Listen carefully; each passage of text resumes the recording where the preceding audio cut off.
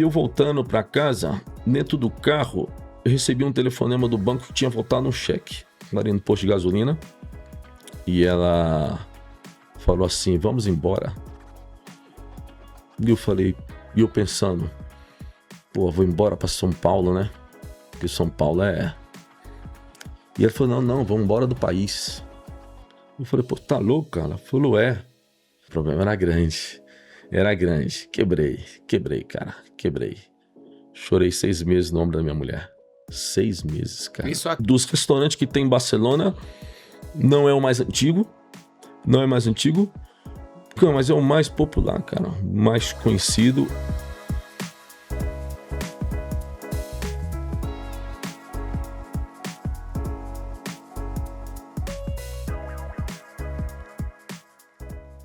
Senhoras e senhores, sejam bem-vindos ao nosso podcast. Episódio número 110. Hoje é um momento de muita honra receber aqui um amigo, um empresário, que tem uma história incrível. Na verdade, esse cara faz parte da minha construção profissional. Ele me deu oportunidade lá no começo e provocou em mim a descoberta de um talento que eu nem imaginava, que era a liderança. A minha primeira oportunidade de líder de equipe foi de uma forma um tanto quanto diferente. Eu cheguei em um ambiente de produção, que tinha uma produção bem reduzida. Eu cheguei, produzi um número maior já no primeiro dia, e isso chamou a atenção desse convidado de hoje. Logo em seguida ele me colocou como líder da equipe, e a gente foi só aumentando a produção. Então ali eu comecei a descobrir que eu tinha aptidão para a liderança. Então, senhoras e senhores, recebam com muito carinho o amigo, empresário, Adriano, que vai contar a sua história hoje pra gente. Bom, parte da história, né? Esqueceu de falar, tinha 17 anos, Tinha né? 17 anos, né, Era um cara? garoto, Era um 17 garoto. anos. Era um muito menino novo. ali, né? Era um menino. Pois um prazer estar aqui contigo. Show. E, Adriano, aquela época que eu fui para sua empresa, tinha pouco tempo que você tinha montado seu negócio, né? Você tinha vindo de Brasília, veio para Goiânia. Já tinha montado algum negócio em Brasília ou o primeiro foi aqui? Já tinha montado um negócio em Brasília. Aí quando eu cheguei em Goiânia, quando você veio trabalhar comigo, essa empresa era uma transição de gráfica, serigrafia, para algo só direcionado a embalagens. Só direcionado a embalagens. Produção de embalagens. Mas a gráfica você já tinha trazido a ideia lá de Brasília? Já tinha tido. Lá em Brasília, basicamente eu tinha uma serigrafia. Algo de maquinário e tal, mas maquinário maior veio aqui para Goiânia. Uma impressora offset. Para quem conhece sabe o que é. Algo de impressora offset. E fazia os cortes nas gráficas aí pela cidade, a conhecia. Então, depois em pouco tempo direcionei só para embalagens. Pelos clientes que eu acabei conhecendo aqui em Goiânia e tal. Clientes abertos pela minha parceira, companheira, sócia, mulher. Seria bom se a gente tivesse combinado, que foi uma coisa de última hora, seria muito mais interessante se eu estivesse aqui do lado, né? Que foi sua companheira, sua parceira. Seria uma viagem mais com ela, porque as minhas viagens da vida sempre foi feita com ela, sempre. Adriano, e quando você começou a empreender, você tinha quantos anos? Começou lá em Brasília, né? Sim. Você tinha quantos anos? Que eu coloquei a mão na massa para empreender? Ou quando eu me vi como empreendedor? Quando você pôs a mão na massa? Quando eu pus a mão na massa, eu tinha 17 anos, pouca coisa, fazendo no meu quarto, mas eu nunca fui um bom vendedor. Aprendi a ser vendedor. Quem sempre foi vendedora foi a Cláudia, mas aprendi a ser vendedor. Empreendedor sempre fui, sempre quis trabalhar para mim. Sempre. Isso foi uma escolha que você tinha ou tinha estímulos já na família? Não tinha estímulo na família. Porque você estava em Brasília, né? Brasília é uma cidade de concurso, né? Sim. Fiz 2 concursos. Depois de falar nisso, fiz 2 concursos. Fiz um concurso da Fundação Distrito Federal e fiz um concurso de um tribunal. Os 2 eu fiquei na datilografia. Datilografia, tu sabe o que é? Não, é interessante. Tu sabe o que é? Eu sei, eu dei aula de datilografia. E o interessante é que quando a gente está naquela fase, igual eu fiz um concurso e fui mal, fiz porque a família ficou insistindo, mas nunca me vi ali trabalhando numa rotina, nunca gostei de prisão, assim. E às vezes quando você não passa, quando você não é bom, bem no disciplina, você pensa, cara, mas eu sou muito ruim. Não é, na verdade ali você tá na fase que você tá limpando o que não tem a ver com você, Tá se lapidando. tá se lapidando, pra você escolher seu caminho, né, cara? É Ninguém vai ser bom em verdade. tudo, né? É verdade. Eu fiz os concursos porque você sempre, da onde que eu vim, você cresce com essa ideia. Mas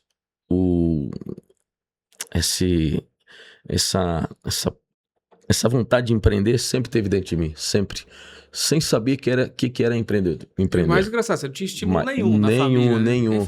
Todo mundo deve falar assim, vai fazer um concurso, você tem uma segurança. Mas sempre quis trabalhar comigo. E a tinta sempre me atraiu. Tudo que tinha tinta sempre me atraiu.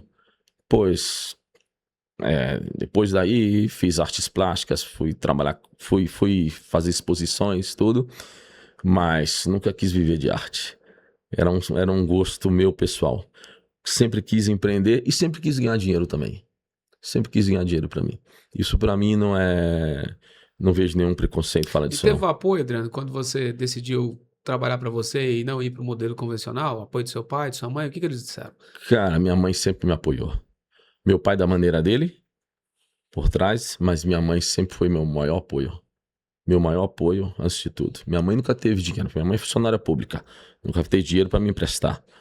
Minha mãe e meu pai também. Os dois eram funcionários públicos federais. E meu primeiro... a primeira necessidade que eu tive de ter dinheiro para empreender em algo maior, por não ter dinheiro, minha mãe pegou um talão de cheque dela do Banco do Brasil, talão de cheque ouro, e assinou todas as folhas para mim. Me entregou 20 folhas assinadas. Minha mãe sempre confiou em mim. Sempre confiou em mim. Sempre fui bom filho. Acho que é por isso que ela confiou também. Entendeu? Eu, de pequeno, eu ia menor de idade, fazia depósito para minha mãe quando precisava em um banco, ia andando até um banco com dinheiro no bolso, depositava na boca do caixa. Minha mãe nunca precisou se preocupar com isso com relação a mim, não. Então, quando eu precisei investir em algo pequeno e mover, né, ter um capital de giro. Por não ter um capital de giro, cheque naquela época era dinheiro. Estamos falando aqui de 2000, estamos falando de 94. Muitos anos atrás. Cheque ouro era ouro, não podia voltar nenhum. E alguns voltaram, cara. Alguns voltaram. Paguei, mas alguns voltaram. Faz parte do empreendedorismo. Faz parte. A minha mãe, nenhuma preocupação maior com relação se eu ia dar conta ou não. Poxa, eu fui o único filho da minha casa, nós somos 4. 3 irmãs e eu de homem. E eu fui o único filho que estudei em colégio particular, 2º grau naquela época. Porque eu pedi. E minha mãe me matriculou no colégio caro e eu estudei em colégio que estudou Nelson Piquet. Fiz o 2º grau lá. Eu fazia eletrônica e tinha fotos lá, Nelson Piquet de uma geração antes da minha. E ele estudou mecânica lá. Isso eu tô falando do 2º grau. E logo mais na frente, faculdade, essas coisas eu nunca quis fazer, não. Não, eu já queria empreender já, eu queria ganhar dinheiro, mas era já. Já não podia ser para amanhã, tinha que ser agora.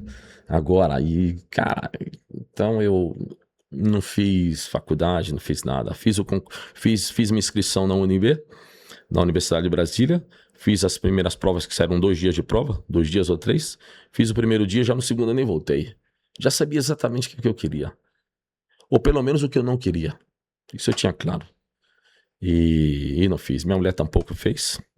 Trancou a matrícula dela no 3º semestre de letras, na UFG aqui, também não voltou.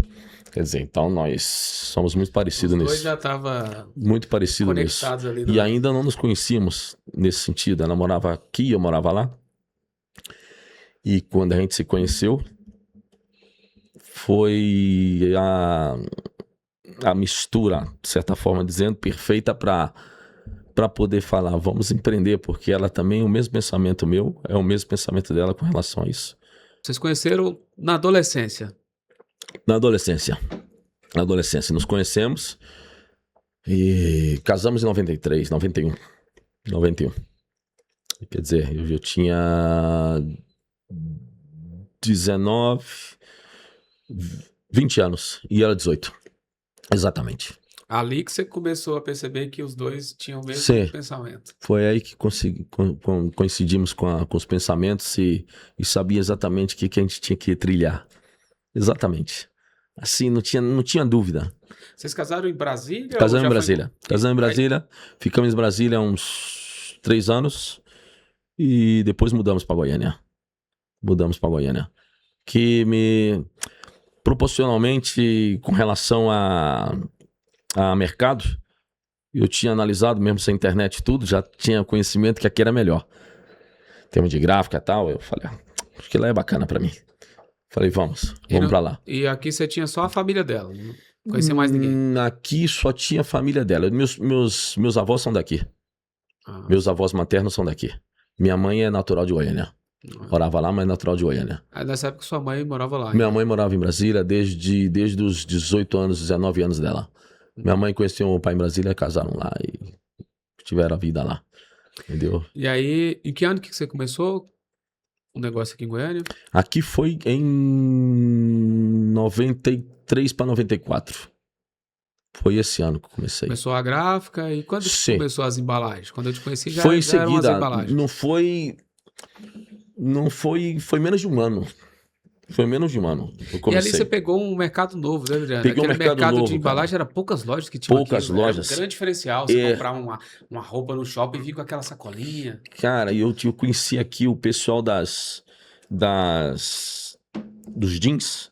Pessoal que era mais o pessoal do jeans que tinha cacife para comprar isso. Camiseta, roupa em geral não, mas o pessoal do jeans era forte. Já era forte, né? Porque mas naquela época eles já eram fortes. Esse pessoal comprava muita embalagem. Muita embalagem. Tinha os menores que compravam 5 mil, mas tinha gente que comprava. Eu, no ano do problema, que logo depois a gente pode chegar nisso, no ano que eu quebrei, eu vendi 1 milhão de embalagem, coisa de 1 milhão de embalagem, de unidades eu tô falando, entendeu?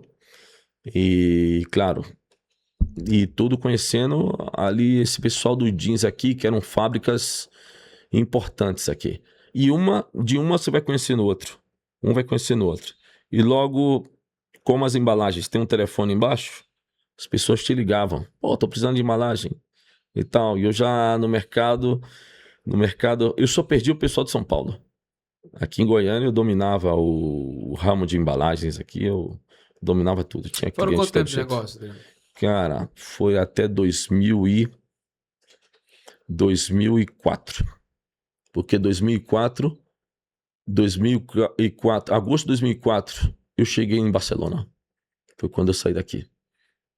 Durou até 2004. 2004. Você chegou a ter quantos funcionários, né? 18 funcionários. Não era algo muito grande, mas para mim era enorme. 1 milhão de embalagens no mês. 1 milhão de embalagens no mês de dezembro, no final do ano, talvez um mês e meio. Novembro e dezembro. Era tudo artesanal, né? Não era ainda... Tudo artesanal, tirando a parte de impressão, que a gráfica ela não é... Ela tem um conceito de indústrias gráficas, né? Tanto a serigrafia como a gráfica, ela tem um conceito de indústrias gráficas. Ela não é artes gráficas. Ela deixou de ser artes gráficas a partir da década de 80. Porque até então eram artes gráficas.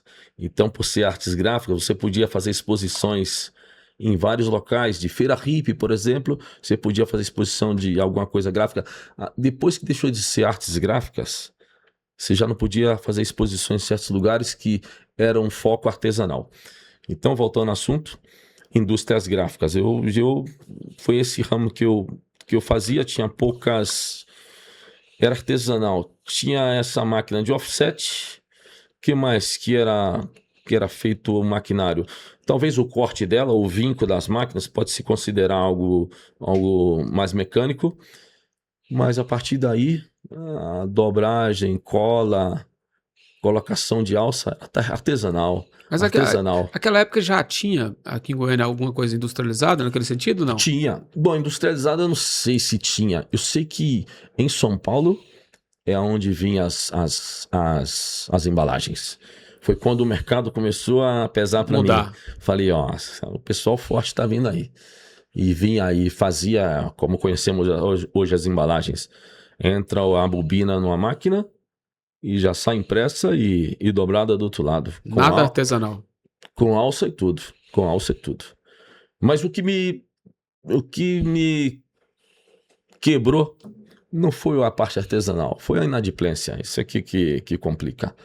Que foi o fator. O que você acha que você errou, Adriano? Confiou demais? Faltou aquela fase, o negócio começou a crescer, faltou critério? Você quando não tem dinheiro, cara, você quando não tem muito cliente, e quando alguém se apresenta na sua loja e fala que quer comprar embalagem, você faz muito pouca distinção e verificação de dados. A gente está falando de 1999. E nem tinha, né? Tanto Não, recurso nem para tinha, você. cara. No máximo SPC. Pô, pessoal do SPC, você olha SPC, tá todo mundo limpo. Entendeu? O pessoal vem a quebrar meses depois. Eu sei que eu viajei em 2002. Eu viajei de férias com a família pro Rio e minha cunhada tinha ficado na minha casa. E eu sei que uma semana de férias, minha cunhada me ligou e falou: Adriano, a gerente do banco ligou que voltou um cheque. Era um cheque, um valor importante. Falei: segura a onda aí, diz ela que eu tô chegando daqui 5 dias. E não deu 10 minutos, minha cunhada me liga. Tinha voltado 2 mais. Aí eu me preocupei, cara. De 2, 3, 4. Enquanto eu fiquei de férias, foram 6 cheques. Algum pouco, mas uns 4 aí, bastante dinheiro. Bastante dinheiro pra mim. E esse dia acabou, as férias pra mim acabaram ali, entendeu? Mas claro, nem a Cláudia, nem meus filhos, ninguém sabia. Deixei chegar em Goiânia. Comentei alguma coisa com a Cláudia, sim, mas me preocupei quando eu cheguei. Aí quando eu cheguei em casa, aí eu fui dimensionar o problema. O problema era grande. Era grande. Quebrei, cara. Quebrei. Chorei 6 meses no ombro da minha mulher. 6 meses, cara. Isso aqui ainda no Brasil. Mas eu não tô falando no sentido figurado, não. Chorei 6 meses no ombro dela, todo dia de noite. Todo dia de noite. Acho que eu nunca mais tinha comentado sobre isso, cara. Me voltei naquela época agora aqui. Cara, e ela te apoiando. Pegava na minha cabeça e fazia assim. Ela também tava... Não tinha nenhuma solução. 6 meses chorei no ombro dela. E, cara, vai se levantando, porque, pô, empreendedor, tu sabe como é que é, né, cara? É casca grossa, né? Não tem outra, cara. Tem que segurar a onda. Você ficou 6 meses aqui, nessa fase aí de sofrimento? Sim, de 18 funcionários foi para 9. Luz cortada do local, um dia você tem que ir lá, apagar, religar. Não sei, carro que a justiça toma de você. Você me tomou minha caminhonete? Eu perdi tudo, só não perdi minha casa porque eu ainda tava pagando. O resto que eu tinha pago, eu perdi tudo. Perdi. Tirando a dignidade e a força, o resto eu perdi tudo. E mandar minha mulher pro centro da cidade, fazer cobrança, de moto. O motoboy botava na moto, levava lá, cobrava, voltava. A motoboys amigos que você tinha no bairro, entendeu? E o que acontece? Pouco a pouco você vai casca grossa. Tem que ser, cara, você tem que chorar de noite só. Só tem tempo pra chorar em casa. O portão abriu, sacode a poeira e ninguém vê que você chorou, velho. Ninguém vê que você chorou. Ombro pra cima, nariz empinado e força. Cara, eu encontrei uma mãe de uma funcionária. Foi incrível. Eu encontrei uma mãe de funcionária. Eu tô indo pro trabalho, eu tô indo pra fábrica a pé, cara. E vi a mãe da Ellen. Olha que fase, ainda a pé. Você lembra da Ellen? Lembro. Vi a mãe dela, cara. Eu me conheci há muitos anos. E vi ela subindo. E eu passei por ela. Eu falei: olha, senhora. Falei o nome dela, não já nem lembro. E ela falou assim pra mim: quem te viu, quem te vê, hein? Nossa, cara. Eu falei: show de bola. Entendeu? Porra. Eu que eu te falo, essas coisas não me abalam, cara. Nunca me abalou. Abalou é o problema que você tem, você chega em casa, chora, mas na rua, cara. Na rua, porra, peito pra frente e vamos ver. E ninguém me derruba, cara. E nessa fase você estava recebendo praticamente priorizando os funcionários. Cara, Porque o resto priorizando funcionário. Funcionário e aluguel de casa. Aluguel de casa, entendeu? Que eu tinha que pegar uma outra casa no Monte Verde, que faltava ainda um balão ou outro. Consegui dar balão, peguei, entrei na outra casa, mas até então eu tava morando ali embaixo. E priorizando comida, viver, filhos, colégio. Todos eles estudavam ainda, não tirei eles do colégio particular. Os dois, que eu tinha só 2 filhos nessa época, não tirei. Não, já tinha o João, só que o João não estudava. E todo mundo, o nível deles continuou, não afetou. Só afetaram a mim e a Cláudia só. Então, mas tranquilo. Pouco a pouco vai subindo, vai melhorando. Cara, eu perdi, como você tinha me perguntado se eu tinha perdido, eu perdi tudo. Cara, eu só não perdi, igual eu te comentei, minha casa que não estava quitada, e não perdi meus clientes, cara. Nenhum cliente me abandonou, cara. Nenhum. Eu batia na porta deles, falava, ó, preciso entregar seu produto, mas a situação é essa. Não tem problema não, Adriano.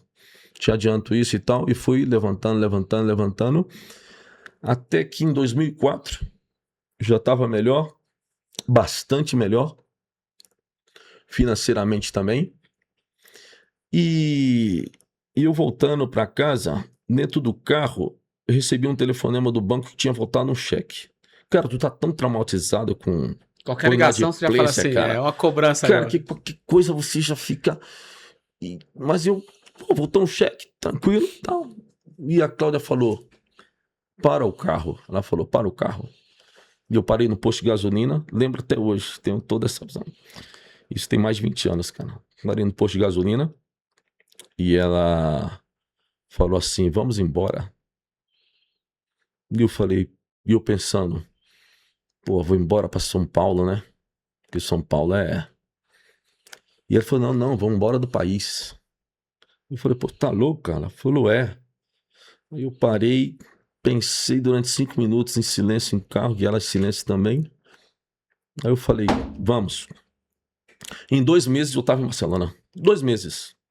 Vendi a gráfica, vendi meus clientes para o dono do edifício que eu alugava, vendi para a filha dele. Ele comprou tudo de mim. Comprou o que eu tinha, comprou o cliente. O mais valioso eram os clientes. Quer dizer, o cara vai pegar um negócio já funcionando, né? E não vai pagar aluguel porque ela é filha do dono. Então, quer dizer, cara, um negócio perfeito. Não sei quanto tempo ela durou com o negócio, mas era um bom negócio, cara, um bom negócio. Só que eu tava tão cansado, cara, de trabalhar com um produto que você tem que cobrar 30, 60, 90 e alguns clientes te davam com 120 dias, cara. Pô, eu tô falando, 90 em 2004, cara. 30, 60, 90, 120. Tu vai numa factory, troca, seu louco vai seu baixo. Já ficou ali. Já ficou praticamente ali. Mas você tem que girar, né, cara? Você tem que girar. Eu estou falando que nem todos os clientes pagavam assim. Mas os maiores clientes pagavam desse jeito. Então, quer dizer, você não tinha capital para segurar, né? Você tem que, às vezes, ir lá trocar cheque. E muitos cheques eu trocava. Mas eu tava tão cansado disso, cara, que ela também, que falamos... Na hora que falou, vamos embora, você pensa, você reseta, cara. E você volta com outro pensamento e tem que dar resposta na hora, cara. Pois vamos. Porque o tal de começar não é para amanhã, cara. E você foi muito rápido, né, cara? Cara, tem que ser. Tem que calcular. Todo risco que você faz é calculado. Tem que ser calculado. Você não pode fazer nada assim por impulso. Por mais que tenha algum impulso, tem que ser calculado, cara. Você não pode se atirar no abismo sem saber se lá embaixo tem água ou um colchão. Você não pode pular no abismo de pedra, cara. Você estava quantos anos quando você tomou essa decisão? Eu cheguei em Barcelona com 36 anos. 36 anos cheguei em Barcelona. Hoje eu vejo meu filho... E você estava numa idade que não é muito fácil de reagir, né, cara? Nessa idade o cara pensa, pô, essa é a idade que a sociedade tá me cobrando já uma estabilidade e tal, e eu ter que começar tudo do zero. Vejo meu filho com 32, cara, um moleque ainda, de certa forma, tranquilão. E eu na idade dele, eu tava na pegada, cara. Pegada forte, não sei o quê. 36 anos cheguei lá. Hoje eu vejo que eu era muito jovem, cara. Casei muito jovem. Tive minhas coisas muito jovem. Quebrei muito jovem. Cara, não faço terapia. Que eu acho que eu não preciso. Minha mulher disse que eu preciso, mas eu acho que eu não preciso, não. Não, mas você consegue cara, fazer terapia sozinho. Mas eu acho que alguma coisa estragou aqui dentro. Mas, cara, eu te falei, cara, você vai revestindo sua pele com a casca, cara, que poucas coisas vão te afetando, cara. Vão te afetando. Poucas coisas te afetam, cara. Poucas coisas. Muito poucas coisas. E você fica, algumas coisas, você tem um temperamento frio com algumas pessoas, mas você tem que tomar cuidado, porque às vezes pode tratar mal alguém por esse motivo, né? Não, mas você tem que... Por essa casca que você... E alguns momentos você pode soar mais frio, exato, né, do que porque antes. eu sofri, isso não vai te doer nada, não é assim, cara. Não é assim, você tem que dar um passo pra trás, saber que cada um tem um caminho, né, cara? Entendeu? Cada um tem um caminho. Esse é o caminho que eu escolhi, foi a porta que eu abri e foi o obstáculo que eu resolvi sobrepassar. E vou passando, vou pulando e vou indo. E ainda tô na luta ainda. Tô na luta. Você foi pra Europa, pesquisou antes, definiu o local pra ir, como foi isso? Pesquisei tudo muito rápido, mas pesquisei. Naquela época, as fontes de pesquisa eram muito rasas, né? Muito rasa. Pesquisei rápido, principalmente salário, que cobrava de salário, que tal. Estados Unidos eu descartei logo de cara, porque nunca imaginei e nunca quis ir. Estados Unidos, eu já pensei logo em Europa. Aí que eu te falo, a gente pesquisa, Portugal, cara, naquela época já era um Brasil pequeno, ou seja, não vai mudar em nada, né? É que eu pensei em Portugal por causa do idioma, né? Mas aí pensei, sabe o quê? Pô, Portugal não vai dar em nada. Inglaterra vai ser complicado, né? Temperatura, tudo. Quer dizer, eu fiz essa pesquisa básica. Filho pequeno. Fui para Barcelona. Fui para Espanha. Por que Barcelona? Porque tinha um conhecido de um conhecido de um conhecido de um conhecido de um amigo de um amigo de um irmão da minha irmã. Ou seja, se o cara não era um conhecido assim, mas me recebeu lá. Me recebeu, valeu. Fiquei 25 dias lá. E minha vida... Nasci ali. Nasci em dia 2 de agosto de 2004. Renasci. Aí comecei outra vida. Me redesenhei. E como foi o começo, Adriano? Você chegou lá, arrumou emprego, como é que foi? Fala essa fase. Cara, você não chegou já montando um negócio, não. Né? Não tinha dinheiro? Não, cara, não tinha dinheiro. O pouco que eu levei, meus filhos e minha mulher. Vendi tudo, o pouco que eu tinha, levei tudo. Cara, minha família, eu sempre tive uma filosofia com minha família. Aqui sofre todo mundo junto e vai rir todo mundo junto. Nunca pensei em deixar meus filhos para trás, nunca. Nem ir primeiro, depois vir minha mulher, não, vai todo mundo, cara. Mas o que eu te falei, é uma aventura calculada, cara. É uma aventura calculada, não fui assim, não. Pô, eu já sabia que custava um apartamento para alugar, eu já sabia que eu podia ficar sem trabalhar. Eu tinha calculado, pô, como é que você sabe quanto tempo você vai ficar sem trabalhar num país que você não conhece? Cara, empreendedor, velho. Empreendedor, nada vai te segurar, velho. Corajoso. Nada vai te segurar, meu irmão. Se eu chegar lá, é como aquele ditado, velho. Não, imagina o quanto deve ter sido difícil. Você chegar num país que você não conhecia, de empresário, a ter que trabalhar pra alguém, trabalhar. Eu fui trabalhar numa gráfica como eu tinha aqui. Porra. Na mesma, de funcionário. Bacana, velho. E eu falei, se tivesse uma câmera aqui me filmando lá pros meus amigos lá, seria legal. Porra, e tava feliz da vida, cara. Tava feliz porque quando eu cheguei lá, que eu comecei a trabalhar, aí eu já, 25 dias, aluguei uma casa pra mim e tal. Era outros tempos, cara. Hoje é mais complicado. Aluguei uma casa pra mim, levei meus filhos. Cara, eu aluguei uma casa com um passaporte, porque, cara, aí você tem que ter vivência. Eu fui na imobiliária, cheguei na imobiliária, tinha um apartamento pra alugar, eu sabia que eles não iam alugar pra mim sem trabalho, cara. Porque não tinha contrato, não tinha nada. Mas a pessoa que morava comigo, que é o que me recebeu, ele tinha documento. Eu levei ele comigo. Eu falei assim, Aurélio, Chama Aurélio. Vamos comigo para te alugar esse apartamento para mim, porque eu, em 25 dias, cheguei aqui hoje, daqui 10 dias eu mudo. Já tinha uns 15 dias na casa dele. Falou, vamos lá. Eu tinha um dinheiro, mas não tinha um documento. Chegou lá, ele deu o documento dele, mas o cara ao mesmo tempo colocou meu passaporte meu, da minha mulher, dos meus filhos. E aí isso foi tão interessante, porque isso eu já não sabia. Aí já é coisa do divino, é coisa do seu ganho de vida, que alguma coisa faz com que você tenha sorte também, né? Ele me alugou a casa com o nome da pessoa, mas o meu passaporte. Logo teve um problema no futuro, eu já estava morando nessa casa, e o cara falou assim, eu preciso do apartamento no meu nome. Eu falei, não, o apartamento está no meu nome também. Resumindo, por ter o passaporte no contrato, ele não pôde fazer nada. Agora você imagina, cara, se eu tivesse alugado a casa no nome de alguém, tendo pago e não constar meu documento, nada naquele contrato. Ainda bem que constava, não deu problema nenhum. E eu sei que depois, que eram morando nessa casa, veio receber uma carta da mobiliária para nós sairmos do apartamento, porque eles iam construir um hotel. Mas eles iam fazer uma indenização de 5 mil euros. Falei, porra, tá bom, 5 mil euros, não alugo outra casa, melhor que essa, outro apartamento. E a Cláudia falou, 5 mil euros tá pouco. Eu falei, tá pouco mesmo, vamos lá e falar que é 10. Eu morava na primeira planta, eles iam precisar da primeira, porque senão não pode fazer. Eu falei 10. Entrei no acordo com a minha mulher, eu estava trabalhando, ela foi lá para negociar em 10. Ela, sem me falar, negociou em 15. Negociou 15 mil euros para eu sair da casa. Negociou, tudo ou nada. Senão eu fico aqui, não estou precisando. E eles deram os 15 mil euros. Sem briga, sem nada. 15, fechou, assinou um cheque, pronto. Em um mês já tinha alugado a casa e o dinheiro me ajudou a juntar o que eu já estava juntando, né, cara? Isso eu já tinha ali 1 ano e meio.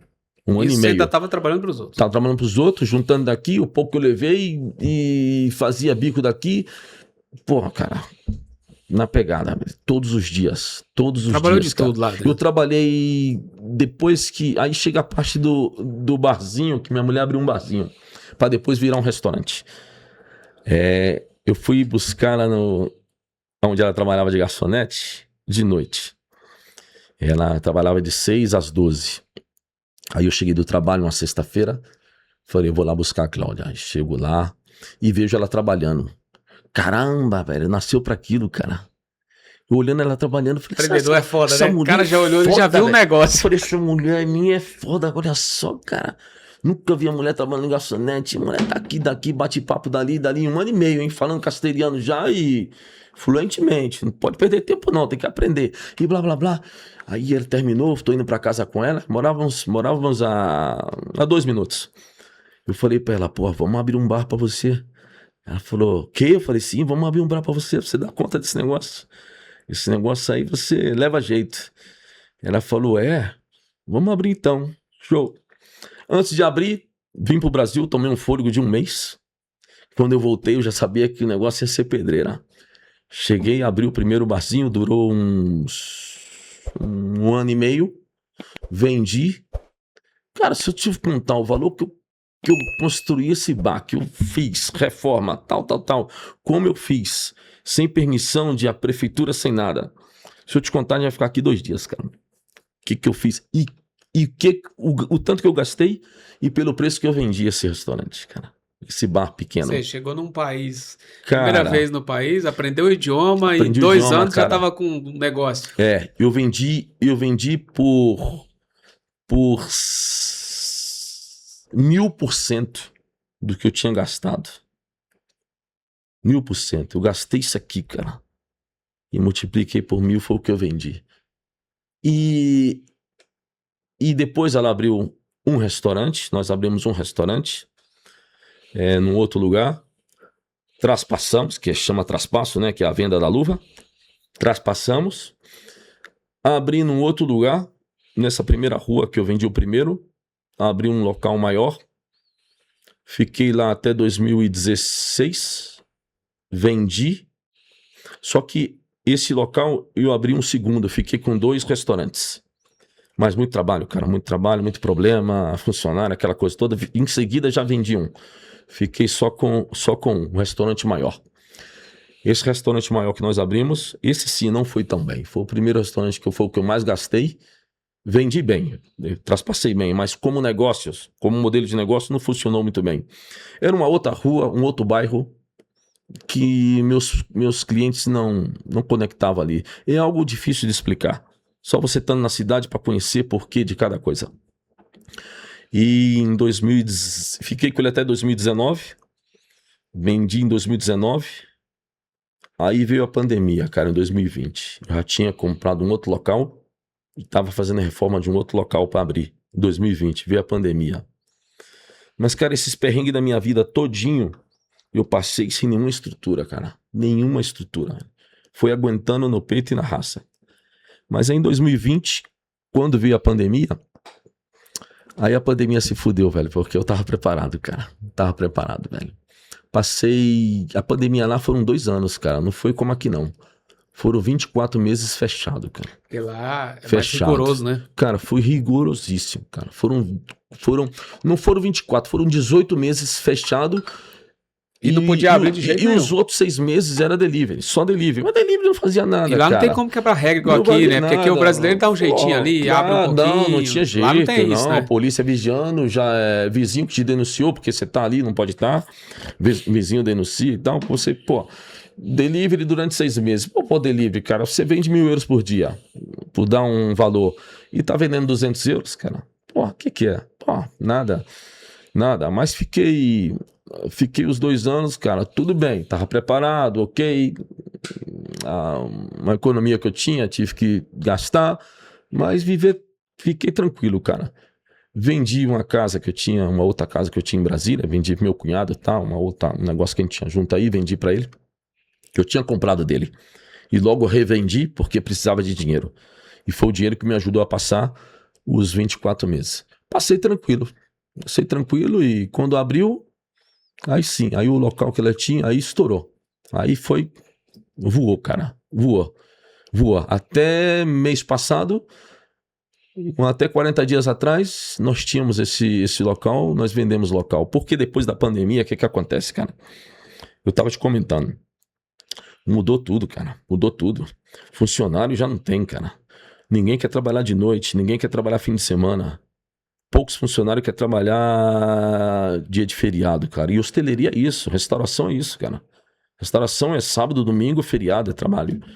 E, poxa, sempre tá faltando funcionário, sempre tem que cobrir um, tirar o outro. Sempre tá faltando.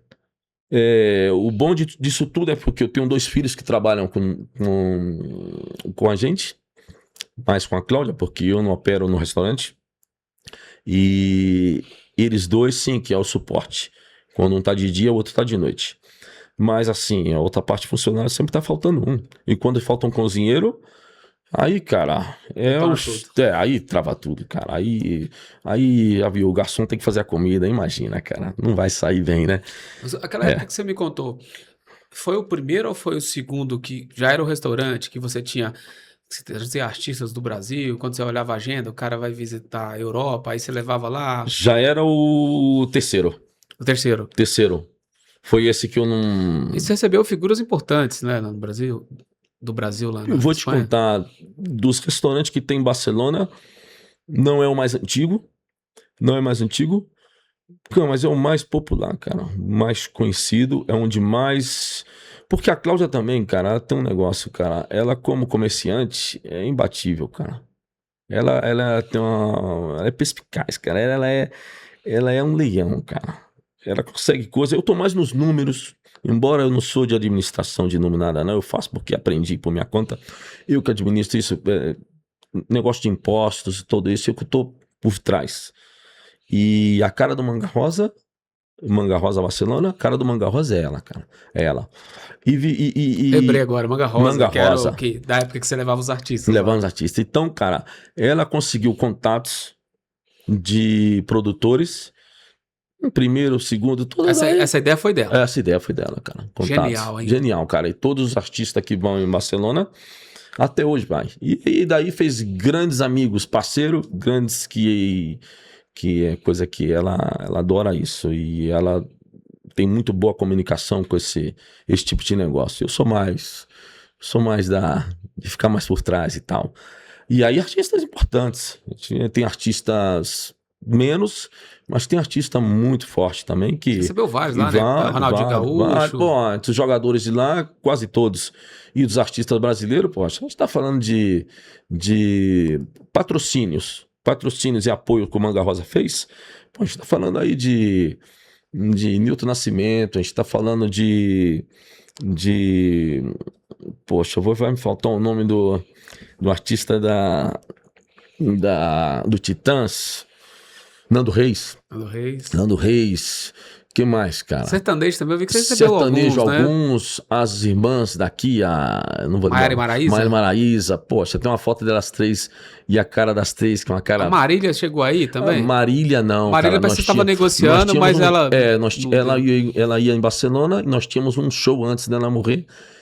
E temos o ingresso até hoje, que ela ia em Bruxelas ou ia na Irlanda, eu não sei onde é que era o show. Era na Europa. Nós tínhamos e foi um mês antes que aconteceu o que aconteceu. E o Whindersson tocou piano no meu bar, no meu restaurante. Era um restaurante Whindersson. Tá lá, se senta no perfil do Manga Rosa, tá o Whindersson. O Whindersson, cara, milhões de seguidores, cara. Então um dia eu chego lá, o Whindersson tá tocando piano lá dentro, cara. O Whindersson, porra. Isso é pra, sair daqui e tal. Da forma que você saiu daqui, cara, né? Chegar lá e chegar a um restaurante com esse nível. Tô recebendo os caras. E outros artistas da Bahia, os grandes, importantes. Poxa, até hoje.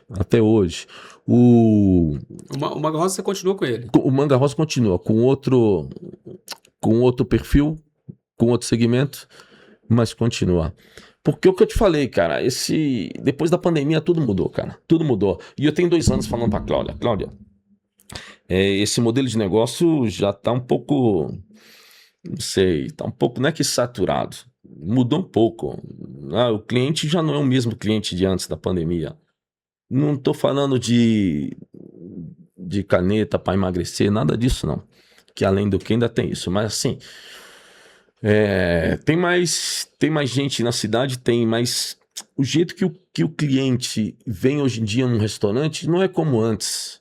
O gasto não é o mesmo e o modelo de negócio, por causa dos funcionários, mudou um pouco. Tá na hora de você rever o projeto e como você dá um caminho diferente para o Manga Rosa. E eu 2 anos antes de falar com ela, eu já tinha registrado o Manga Rosa Restaurante, o Manga Rosa BCN, Barcelona. Eu já tinha registrado ele primeiramente como restaurante. E 2 anos antes, quando eu comecei Por isso que eu te falo, poucas coisas me pegam de surpresa. Que eu tô sempre... E poucas vezes eu erro. Poucas vezes, cara. Porque eu tô sempre ligado no mercado, o que vai acontecer, isso aqui tá acontecendo. E eu registrei o Manga Rosa como delivery e registrei o Manga Rosa como eventos, festa, o que puder. Tá registrado. E, cara, 2 anos depois, foi o que a Cláudia precisou fazer. Como delivery e como eventos, tal, se precisar, tamo aí também. E como é que chama aqui em português, cara? Catering, seria buffet. Então ela está se dedicando agora tá em reforma. Compramos 3 máquinas aqui do Brasil. Chegou semana passada lá em Barcelona. Essas máquinas de fazer salgado, porque até então tudo era muito artesanal. Fazer salgado, essas máquinas que é muito simples, muito popular aqui, né? E chegou outras máquinas lá em Barcelona para ajudar no processo de fabricação. E a ideia é fazer o mercado europeu, que é como um Brasil, né? Começamos com Barcelona, logo Espanha, logo Catalunha, expandir para toda a Espanha. Depois da Espanha, Inglaterra, Portugal, Portugal não, porque já é um mercado já saturado, já tá tudo que é brasileiro, já tá lá bem feito. tá bem sólido. Outros mercados mais aqui pro norte da Europa, tudo que é brasileiro, e entregar produtos brasileiros congelados em todos esses países. Congelados. Produtos congelados, para você chegar na sua casa e fazer. Você teve uma visão aí. E já tá em produção, tá em obra lá. E, cara, quando a Cláudia vendeu o restaurante e disse que ia sair do mercado, cara, a concorrência conhece a Cláudia. Foi pra cima. Eu tenho certeza que eles perguntaram o que a Cláudia vai aprontar, cara. Porque, cara, ninguém vai deixar um restaurante de 18 anos fechar as portas e não vai fazer nada. Cara, então a ideia é essa. Quando a Cláudia é uma das pessoas mais copiadas em Barcelona. Eu falo porque eu posso falar. Ela não vai falar isso nunca, porque ela não sabe. Quando você é copiado, significa, cara, que você está sempre enxergando antes da maioria. Quem está de fora enxerga. Nesse caso eu estou de fora, eu estou vendo ela trabalhar. Eu estou vendo um prato que ela lança que o outro restaurante lançou. Eu estou vendo um produto que ela lança, um jeito de trabalhar que ela faz, que depois eu vejo o outro concorrente está fazendo. Cara, e o mais legal é que todo mundo se conhece. Quem é de boa... Então hoje você atua mais no campo estratégico. Quem é de boa, cara, exatamente. Quem é de boa, liga pra Cláudia e fala, Cláudia, eu sou sua fã. Porque ela frequenta todos os concorrentes. Ela é um tipo de pessoa que ela não, eu não vou ali porque é corrente. Não. A Cláudia, cara, tem uma cabeça incrível. Eu falo muito da Cláudia porque nós estamos falando aqui de negócios, cara. E é uma pessoa que você tem que copiar. Você tem que olhar e copiar, cara. Porque ela é um leão nesse sentido, cara. Então nós casamos nisso. Eu faço uma coisa, ela faz outra e foi perfeito. Foi perfeito. Tô achando mais interessante a mudança que vocês tiveram, cara. Se adaptaram muito rápido. Vocês trabalhavam aqui com embalagem. Com gráfico. E aí vocês foram trabalhar com restaurante, comida, cara. tudo... Só porque eu a vi trabalhando. Só porque eu a vi trabalhando. Entendeu? E, cara, ela é trabalhadora. Não é de ficar em casa, cara. Entendeu? Não é de ficar em casa. E ela gosta de pôr a mão na massa. Ela tem a estratégia dela, ela monta e tudo, coordena daqui, coordena dali, cara, tira de letra. O produto de vocês hoje é consumido também pelo europeu ou só pelo brasileiro? Consome bem, ela adapta muito. A sobremesa, por exemplo... O europeu gosta de comida brasileira? Cara, no final a gente come a nossa comida, né? Se você é brasileiro, você acaba comendo mais a sua comida. Eles comem a comida brasileira, embora eles comem a comida deles. Mas eles vão muito no restaurante. Principalmente aquele que é casado, amigo... tem alguma relação com o Brasil, conheceu o Brasil. Aquele que não conhece o Brasil para nada é mais difícil. Mas quem não conhece o Brasil, né? De um jeito ou de outro. Quem não conhece? Caipirinha, então, essas coisas todas. O jeito festeiro do Brasil. Entendeu? Porque o restaurante é restaurante, mas em certo momento vira um bar de copas, bar de coquetéis, bar de bebida. Voltando no Manga Rosa, você vai vender ele ou você só reposicionou ele? A gente reposicionou. Na verdade, mudou de endereço, porque tem que ser maior, porque é uma fábrica, vai ser uma fábrica. Agora você vai ter as duas coisas. Vai ter ali o restaurante para quem frequenta e vai ter... Restaurante já não. Porta aberta já não tem. Ah, não tem. Não, já não abre porta para esperar um cliente. Porque o que eu falei para ela é o seguinte: esse negócio de você abrir uma porta, que é uma persiana, que fala uma porta. Esse negócio de você abrir uma porta, não saber o que você vai vender... Já não existe, isso já não existe, cara. Isso já não existe. Esse modelo é antigo, cara. E nosso modelo, pela nossa idade, nós não sabemos ganhar dinheiro pela internet. Eu, pelo menos, não sei, cara. Meu negócio é físico ainda. Sempre foi físico e vou morrer fazendo algo físico, entendeu? Então, mas pelo menos, continuar abrindo porta e saber que cruzar os braços, que cliente que eu vou atender hoje, o que eu vou fazer, sendo que você já começa... devedor, você abre a porta, tá devendo. Funcionário, água, luz, entendeu? Sem saber o que vai dever. Agora não, o projeto do negócio ela abre a porta sabendo o que ela tem que entregar para cliente, tem que entregar e quanto tem que entregar. E de segunda a sexta, horário de 8 da manhã às 5 da tarde. Não trabalha sábado à noite, nem domingo à noite, nem feriados. E o grande problema de encontrar funcionário está aí também. Nesses horários. Não é só dar salário. Você dava um bom salário para um funcionário, mas mesmo um bom salário, ele não quer estar de noite ali, cara. Ele não quer estar de noite. E esse outro modelo de negócio, que continua sendo Manga Rosa, redirecionamos o negócio. E você conseguiu expandir, né? Que agora você não atende só o cliente ali regional que vem, você vai Não. vender para a Europa toda. Vender para a Europa toda. A ideia é a Europa toda. E já sabemos os caminhos da pedra, porque todo produto brasileiro que nós compramos, que o Manga Rosa comprava, ela já sabe como revender esse produto, porque nós somos compradores, nós somos consumidores do produto que vem do Brasil. Entendeu? É o polvilho, poxa, a farinha disso, farinha daquilo. Então, nós vamos inventar ou fazer o nosso produto já inventado, porque não vamos inventar nada, nós vamos fabricar o nosso produto brasileiro e sabemos como vender e que preço ele pode chegar, tudo. Então, quer dizer, é um ramo de comida, porque o ramo de comida é muito bom. Escola, educação, supermercado, comida, a IA ainda não dá conta de derrubar, entendeu? Não, e muitas coisas que a IA não vai conseguir derrubar. Além de que isso é uma coisa que a IA nunca vai derrubar, é bem de primeiro consumo, né, cara? Bem de primeiro consumo. A primeira coisa que você tá aqui, quando você tá reduzindo o gasto, quando você começou a falar no início aqui a fase difícil, você tirava tudo, mas a comida você colocava ali em primeiro lugar. Primeiro lugar, cara. Primeiro lugar. Tá em primeiro lugar, né, então, cara? Poxa. Então é a última coisa que o cara corta na vida. É a comida. Então sempre vai haver espaço. A IA nunca vai substituir isso aí. Nunca vai substituir. Nunca vai. Então, e a fábrica é grande. É um espaço enorme. E a Cláudia falou, poxa, esse espaço tá sobrando, vai sobrar espaço aqui de momento. Então ela transformou no meio do espaço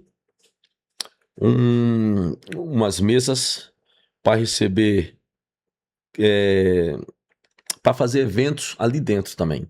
Ou seja, além de vender como delivery, vender como buffet, ter a fábrica de salgadinhos de momento, mas fabricaremos outras coisas de momento. Além disso tudo, poxa, você tem um espaço para você fazer um jantar oculto, uma experiência diferente naquele dia, mas um jantar diferente. Coisa que ela já está pensando, desenhando, para ver o que pode fazer, para não ser um restaurante de ir lá e comer apenas.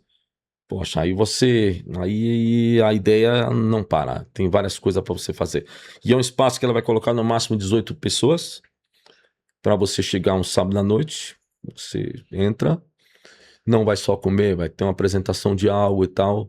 Quer dizer, é algo que você dimensiona e continua no ramo, mas de uma maneira mais inteligente. E o que você está dando continuidade do Manga Rosa ali no delivery? Você enxugou alguns produtos que você vai fazer a pronta ainda entrega? Tem um processo de... E vai acrescentar os salgadinhos, que seria... o salgado já tem. Já tem. A única coisa do salgado agora é que vai ser feito como congelados. Que a gente entrega o produto já frito na mesa do cliente, né? Ali não, o produto vai congelado na sua embalagem. Eu sei bem como é isso. Eu tive um cliente na pandemia que chama ainda, que eles existem, uma indústria, chama Tradicionais Salgados. Eles vendem só atacado congelado. Então tudo que você vê em Goiânia, nos freezers, a grande parte são vendidos por eles. É isso. Então você tem a embalagem pequenininha, toda desenhada, uma embalagem melhor, mais cara, para aquele produto que vai ali comprar uma caixinha, e você tem as caixas grandes para entregar nos restaurantes, pessoal que é mais atacado, né? Que é para comprar e você está no restaurante e você tem suas coxinhas para vender da marca Manga Rosa, você tem os pastéisinhos de feira, você tem todo tipo de salgado, né? Todo tipo de salgado. Mas aí entra também, vai ter brigadeiro, vai ter doces, tudo isso já pronto para poder, o cliente só tem que chegar e, se não é fritar, colocar no micro-ondas e entregar. Ou seja, pelo que eu percebi, você está aumentando o leque, está gerando um ecossistema em volta da marca Manga Rosa. A marca Manga Rosa, a máquina continua. Então você vai ter delivery, sim. Você vai ter alguns produtos que você tinha ali que você esperava o cliente, que agora é de forma planejada. Exato. E você ainda vai ter um ambiente para evento. O cara quer fazer um evento ali no Manga Rosa, ele vai ter um espaço. Faz lá. E ainda vai ter ainda, como eu te falei, o buffet. Para festas, para tudo. Entendeu? Agora já tem um buffet marcado. Chegando em Barcelona, já tem o primeiro. O primeiro já. Uma pessoa importante de Barcelona. Brasileiro, do ramo de futebol e tudo. Já tem buffet para fazer. E outros já marcado, já tem orçamento já para frente. Que é uma coisa já programada. Você não fica ali esperando o cliente chegar. Né? E tudo isso tem que colocar aqui com a receita do Manga Rosa. Porque é a receita da Cláudia, daqui, a receita goiana. Porque, cara, comida da terra, Goiânia, Minas, Mato Grosso, cara, ninguém ganha desse tipo de comida. Comida fresca na hora e tal, o sabor, entendeu? Claro que o Brasil todo, a comida, cada um tem seu conceito, mas se tem uma região onde a comida é muito bem aceita no Brasil todo, é a comida goiana, a comida mineira, isso aí não perde, não perde. E o legal é que, pelo que você falou, você reuniu essa expertise dos principais pratos do Brasil e colocou em um restaurante. Colocou no restaurante, exatamente, exatamente. Lá ela tinha baião de 2 João Gomes, porque o João Gomes foi lá e comeu um baião de 2. Ô, João Gomes foi lá? Foi, Legal. João Gomes foi também. João Gomes foi. Tem outros pratos lá também que tem nome de artista. Que o artista foi, gostou tanto e postou. E era botou. Baião de 2 João Gomes. E aí vai outras coisas mais que tem lá. Entendeu? Então tudo isso ela aproveita e tem um mural grande assim de foto de todo mundo. Todo mundo que já foi lá. Entendeu? Então, usou o nome, é um nome que já tem 17, 18 anos. Não podia fechar a porta aí. Ninguém vai fechar uma porta e vai esquecer o nome e vai ficar por isso. Não, é uma marca que já é registrada e nós tínhamos uma proposta para vender o restaurante ano passado. Mas a pessoa queria comprar um nome. Ah, mas aí o nome por nenhum preço. O Cláudio falou, não, o nome não tá à venda. É a história de vocês, né? O nome não tá à venda. E meu filho pequeno ainda falou, o João Pedro falou, não, por nenhum, nem colocando aí qualquer valor, o nome não vende. Não vende por quê, cara? Porque nós vamos continuar na cidade. Entendeu? Uma coisa você vai vender e vai embora. Ah, não, nós vamos continuar na cidade, cara. O nome é tão forte que o sobrenome da Cláudia não é Cláudia de Oliveira, é Cláudia Manga Rosa. Mudou. Naturalmente ficou. E o nome ficou Manga Rosa. Entendeu? Então esse é um produto que em Barcelona nós fizemos e cresceu. E como você me conhece, eu tenho a parte dos móveis planejados. Que aí já é só eu que mexo e tal, é meu negócio. É um outro negócio. É um outro negócio que além de ganhar dinheiro, porque na vida saiu para trabalhar é para ganhar dinheiro. E porque eu gosto também, cara. Me preenche. Eu gosto de ver uma madeira, transformar em um projeto legal. E de repente estar na casa de um cliente com uma peça de mármore, os móveis ali, que eu só móveis de cozinha. E é uma coisa que eu ganho dinheiro, uma coisa que eu gosto também. Entendeu? E tá dentro das duas empresas isso aí. A Cláudia tá com Manga Rosa e eu tô com os móveis planejados. Entendeu? E tô aqui tentando encontrar trabalhadores, mas tá difícil também. Não encontro em lugar nenhum. O que eu fiquei curioso agora, Adriano, foi o seguinte, cara. Você ficou 6 meses chorando ali, sofrendo. Cara, mas aonde você conseguiu força pra ir pra um outro país do jeito que você tava e, assim, começar a vida do zero, cara? Você conversou, é um novo Adriano ali. Cara, você se apaga e acende de novo. Como que você conseguiu virar a chave, Adriano? Onde você buscou força? O que Na aconteceu? verdade, quando eu quebrei em 2002, quando eu fui para Barcelona já era 2004. Antes de acontecer o pior, eu deixei o negócio. Então aí eu tinha forças para poder ir. Entendi. E recomeçar. Porque em 2002 eu não tinha força para nada, cara. Você saiu antes da explosão. Ó, tá Sim. faltando 30 segundos. Sim, eu vazo, porque senão vai acontecer o que aconteceu aquele dia. Já sabia, porque em 2002 eu não tive força para nada. Só de seguir onde eu tava. Eu tava vendendo almoço para comprar janta. Já em 2004, não. Em 2004, quando aconteceu o primeiro restício de que ia acontecer algo, não ia acontecer, sabe? Mas eu lembro dessa cena quando você me falou de 2002, que foi quando eu comecei a trabalhar na Unip. E eu lembro do dia que eu encontrei, aquela época das vans, que eu encontrei a Cláudia na van, cara. E eu falei, Pode ser. A situação tá complicada. A Cláudia andando de van, lembra o transporte que tinha? Sim. Pode ser. E eu falei assim, cara, e logo em seguida vocês foram, né? Vocês foram embora. Então, né, vocês ficaram, você falou que viu você andando a pé, né? Gente que olhava assim, quem te viu, quem te vê, né? Desse jeito. E aí quando você falou isso, eu lembrei da cena da Cláudia, de que a gente conversou pra última vez, antes de vocês irem embora. Claro. Foi que eu encontrei ela numa van do transporte alternativo. Exatamente. E o pouco dinheiro que eu levei, investi lá.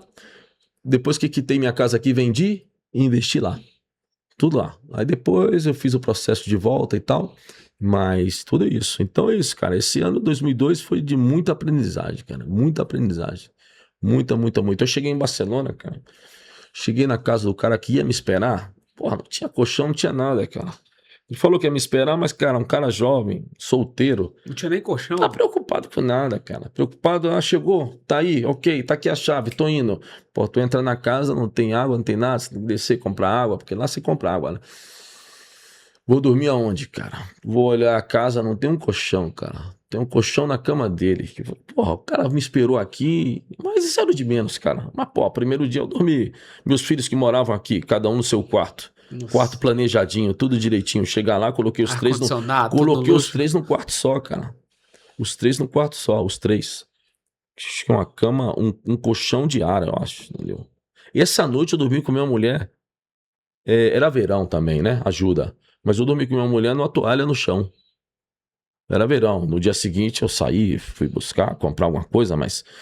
Cara, eu cheguei tão cansado, velho. Tão cansado que...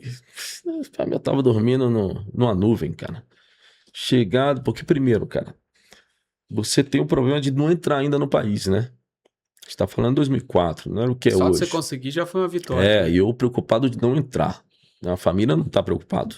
Mas você tá viajando pensando o que pode acontecer de errado, né? E se dá errado, qual é o plano B? Tá, tem que calcular o plano B, cara. Tem gente que não gosta de ter plano B. Se fosse você sozinho, você tá com a família toda Tua ali, família toda, cara. Sozinho é diferente. Esse é o grande problema, né? Tem gente que fala, não, se eu tenho o plano B, provavelmente que o A não dê certo. Não, cara. Você tem que ter o plano B. Você tem que ter o plano B. Que empreendedor não vai ter o plano B? Porque por empreendedor, nada vai dar errado, cara. Ele entra mesmo, ele entra. Ele entra sempre acreditando, ele não entra, acha que vai dar errado. Porra, vou investir tanto, vou faturar tanto. Porra, em 6 meses eu vou estar desse jeito. Cara, nem sempre dá certo. Ou a maioria das vezes não dá certo. Não dá certo. Mas o que você faz, cara? Respira e continua, cara. E continua. Aí, poxa, a minha vida se resume basicamente nisso aí, cara. O aprendizado é duro. É duro porque, cara, você não tem Hoje eu faço diferente, cara. Hoje, se eu quero dar um passo, como você estava falando do empresário tal aqui, é o que eu faço lá, cara. Principalmente gente que é do ramo de economia, cara. Eu sento, converso sobre impostos, porque não adianta você aprender só os números, cara. Você tem que aprender como funciona o mercado, cara. E cada mercado funciona de um jeito. Entendeu? O imposto na Espanha é altíssimo, né? O imposto é o mais caro da Europa, cara. Mais caro da Europa. Por causa da Europa, porque você tem um imposto do que você fatura, você tem um imposto trimestral, que é tudo que você fatura você vai pagar, você paga um imposto do aluguel, você paga um imposto além da Seguridade Social, você paga um imposto por cada funcionário, e além disso tudo, no ano seguinte, você paga 23% do seu lucro. O seu lucro, cara. Da renda. O que você gerou de renda, você paga... você gerou de renda. Você já pagou todos os impostos durante o ano todo. E no mês 6 do ano seguinte, você vai pagar um imposto de todo que você teve lucro do ano anterior.